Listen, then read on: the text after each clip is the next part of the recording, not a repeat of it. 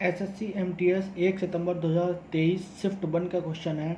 एक नाव बिंदु ए से बिंदु बी तक धारा के अनुकूल यात्रा करने तथा ए और बी के बीच स्थित एक मध्य बिंदु सी पर वापस आने में 20 घंटे का समय लेती है। धारा की चाल 5 किलोमीटर प्रति घंटा है और स्थिर जल में नाव की चाल 10 किलोमीटर प्रति घंटा है। ए और बी के बीच की दूरी किलोमीटर में ज्ञात करें। बहुत सिंपल है क्वेश्चन, देखिए बस सिंपल तरीके से हम कैसे सॉल्व करते हैं। मान लीजिए एक पॉइंट ए है, एक पॉइंट बी है। कोई नाव यहाँ से चलना शुरू करती है और इसके अनुकूल जाना शुरू करती है ऐसे, यानी ए से बी तक पहुँचती है और फिर कह रहा है कि बी से वापस सी, इसके ए और बी के मध्य बिंदु यानी सी, ये इसका बिल्कुल मिडिल पॉइंट है, सी पे वापस आती है चलने के बाद। तो देखिए फिर क्या कह रहा है कि जो धारा है यानी जो धारा की चाल है वो है हमारी, दे रखी है हमें धारा की चाल 5 किलोमीटर यानी 5 किलोमीटर प्रति आवर 1 घंटे में। और जो हमारी नाव की चाल है वो स्थिर धारा में नाव की चाल हमारी 10 किलोमीटर प्रति आवर। फिर क्या कह रहा है वो हमसे, कह रहा है हाँ, एक बिंदु ए से बिंदु बी धारा के अनुकूल यात्रा करने। अब पहले ए से बी तक जा रहा है यानी ऐसे बी तक जा रहा है और धारा भी इसी दिशा में बह रही है। तो यहाँ से ए से बी तक जाएगा और नाव की चाल 10 किलोमीटर है यानी नाव की चाल 10 किलोमीटर प्रति घंटा है और धारा की चाल 5 किलोमीटर है, यानी नाव तो 5 किलोमीटर जा ही रही है 10 किलोमीटर और जो धारा है वो 5 किलोमीटर जा रही है। तो इसमें जब दोनों एक ही डायरेक्शन में होते हैं तो हम दोनों की स्पीड को जोड़ लेते हैं। तो यहाँ से यहाँ तक जब जाएंगे तो एवरेज स्पीड हमारी जो आएगी ये आएगी 15 किलोमीटर प्रति आवर। लेकिन जब धारा के अनुकूल आएगी तो धारा इस साइड में बह रही है, नाव इस साइड में आ रही है। तो जब धारा इस साइड में बह रही है, ये किस स्पीड से बह रही है 5 किलोमीटर प्रति आवर की स्पीड से, और नाव हमारी इस साइड चल रही है, नाव ये धारा है।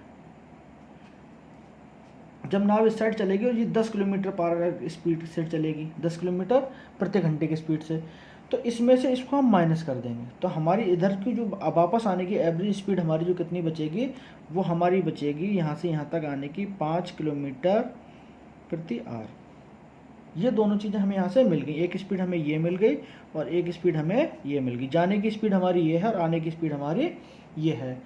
अब वो क्या कह रहा है कि टोटल जो डिस्टेंस कवर होती है जाना और सी तक वापस आना, इसमें लगता है 20 घंटे का समय लगता है। यानी जो टाइम है हमारा वो लगता है हमारा 20 घंटे यानी 20 घंटे, इतना लग गया। अब हम देखते हैं कि हमारी क्या होती है। तो चाल बराबर हमारी होती है दूरी बटा समय, यही होता है। अब हम दूरी मान लेते हैं, हमसे दूरी निकलवा रहा है। अगर हम इसकी दूरी को यहाँ से ए से बी तक की दूरी को हम 2x मान लें, ये दूरी हमने मान ली, तो इसकी जो बी से सी तक की जो दूरी हमारी x बचेगी, क्योंकि हमने 2x माना है, इसकी आधी है तो x बचेगी। हमने अपने कन्वीनियंट के लिए 2x माना है।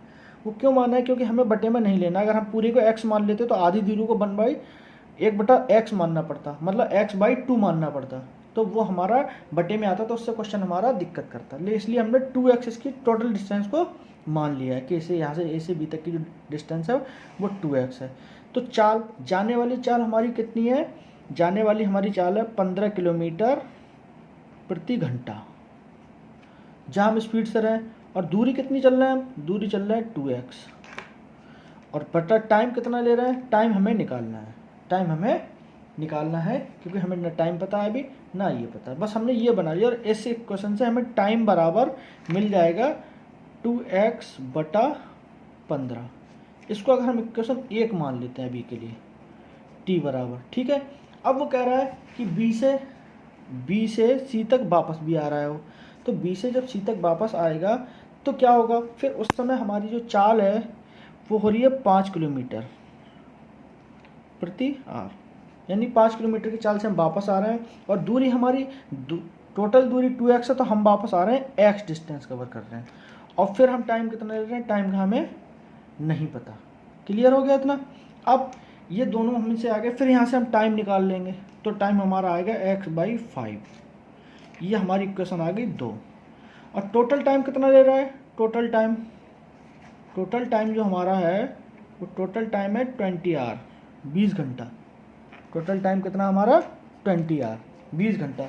अब देखते हैं टाइम, हमें यहाँ से दो टाइम मिले हैं, एक तो 2x/15 और ये मिला x/15। तो टोटल टाइम हमारा कितना होगा अभी हम देखते हैं।